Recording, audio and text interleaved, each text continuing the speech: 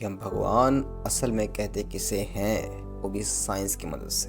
पहले हम अपने वेद ग्रंथों पर थोड़ा सा ध्यान दें तो हमें ये पता लगता है कि ये सारी सृष्टि भगवान चलाता है। और यही अगर हम थोड़ा सा साइंस के ऊपर नज़र डालें तो ये कहती है कि इस पूरी दुनिया को एक इंटेलिजेंस, एक एनर्जी कंट्रोल करती है। अब वेद शास्त्र के अकॉर्डिंग ना तो उसका जन्म हुआ है और ना वो भी मर सकता है। और साइंस भी तो यही कहती है कि the energy can't be made और डिस्ट्रॉयड, कि वो कभी जो एनर्जी है वो ना तो जन्म ले सकती है और ना वो मर सकती है। और हमने तो ये भी सुना है कि वो हमें भी चलाता है। अब साइंस का इस पे क्या कहना है? साइंस इस पे ये कहती है कि एक ऐसी इंटेलिजेंस है जो हमारी पूरी बॉडी को कंट्रोल करती है।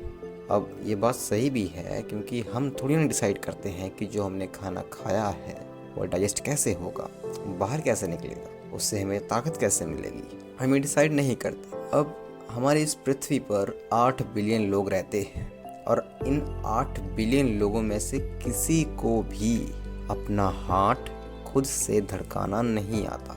हमारे दिमाग, किडनी, लंग्स, यहाँ तक कि हमारे शरीर का एक एक बाल हमारे कंट्रोल में नहीं है। तो इन चीज़ों को कौन कंट्रोल करता है? जैसे मैंने पहले आपसे कहा कि साइंस के हिसाब से एक ऐसी इंटेलिजेंस है, एक ऐसी एनर्जी है जो आपके शरीर को ऑपरेट करती है। साइंस वाले इसको शरीर की इंटेलिजेंस कहते हैं। अगर हमारा शरीर इतना ही इंटेलिजेंट होता तो आपको क्या लगता है ये कभी मरता?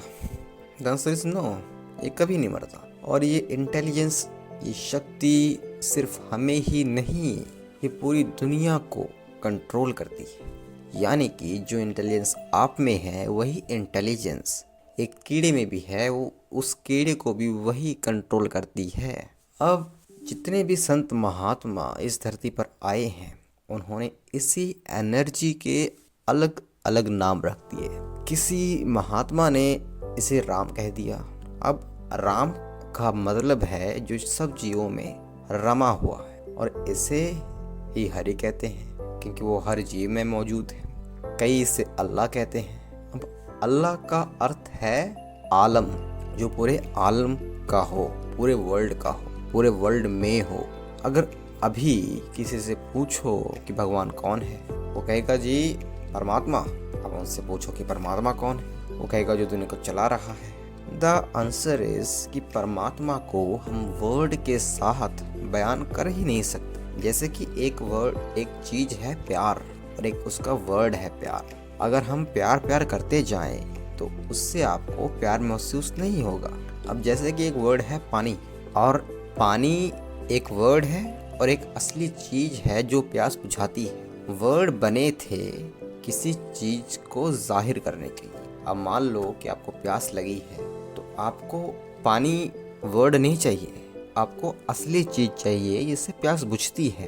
अगर पानी पानी आप करते जाओ तो आपकी मौत पानी पानी करते ही हो जाएगी। असल में ये वर्ड बनाए गए थे कि जब हम इन वर्ड्स को दोहराएं तो हमारा ध्यान उस क्रिएटिव पावर की तरफ जाए, उस एनर्जी की तरफ जाए जो इस पूरी दुनिया को चला रही है।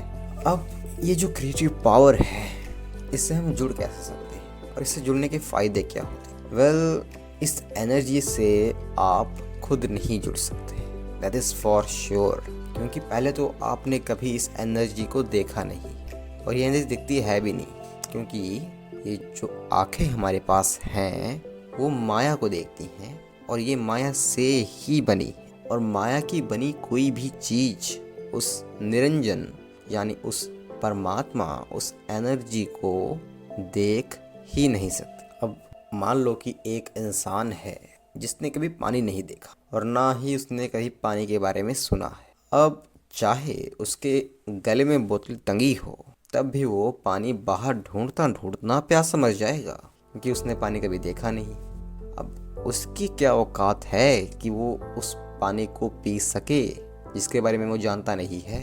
अब ऐसे ही जब तक हमें किसी चीज़ के बारे में पता नहीं हो तो हम उसे कैसे जान सकते हैं? अब जिस एनर्जी के साथ आप जुड़ कैसे सकते। जब तक कोई ऐसा आपको ना मिले जो इस एनर्जी के साथ में जुड़ा हुआ हो और वो आपको भी इस एनर्जी से जोड़ने के लिए तैयार हो, तब तक आप इस एनर्जी से जुड़ नहीं सकते।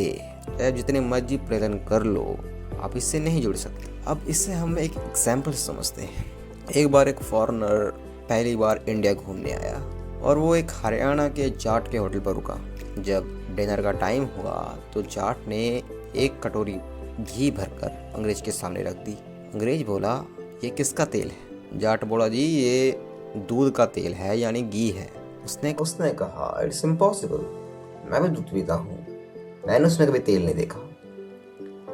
अब यहाँ पर कोई गलत है नहीं, क्योंकि यहाँ पर फॉरेनर भी सही है और जाट भी सही है, क्योंकि एक ने उस दूध में से घी निकाला है और एक ने कभी उसमें घी निकालते हुए नहीं देखा, या उसने कभी घी निकाला ही नहीं।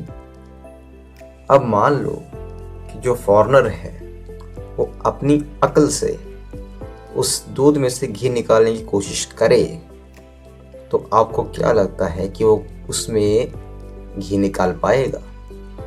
The answer is no. वो दूध में से कभी भी अपनी अक्ल के अकॉर्डिंग घी नहीं निकाल सकता। पहली बात तो उस फॉरेनर को ये बिलीव होगा ही नहीं कि दूध में से घी निकल सकता है, क्योंकि उसने कभी देखा नहीं। अब इसके क्या चांस हैं कि अगर वो अपनी अक्ल से उस घी को निकालने की कोशिश करेगा जिसका उसे प्रोसेस नहीं पता, कितनी परसेंट चांस है कि वो निकाल लेगा? द आंसर इज 0, क्योंकि उसको उसका प्रोसेस पता ही नहीं कि उससे घी निकलता कैसे है।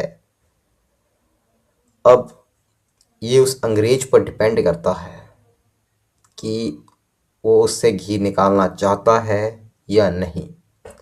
अगर वो उससे घी निकालना चाहता है तो अपनी जो उसकी बुद्धि है वो उसे